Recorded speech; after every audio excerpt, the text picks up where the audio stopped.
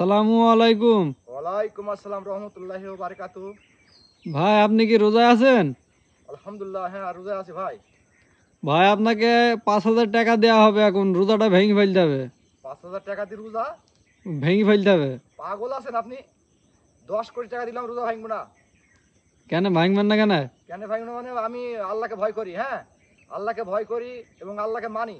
জানেন 10 দিন খেটলি 5,000 টাকা পাবেন। 10 কোটি টাকা দিলে হবে না? 10 দিনকার খাটনির টাকা এ কি পাগলামো কাজ নাকি?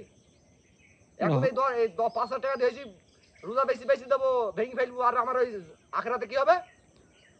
আখেরাতে যা হয় হবে। আমি তো জাহান্নামের উস্কাটি হবো। তাই আপনার কাছে রোজা বিক্রি করে দিতে পারে? আমি বিক্রি করতে হবে না তো।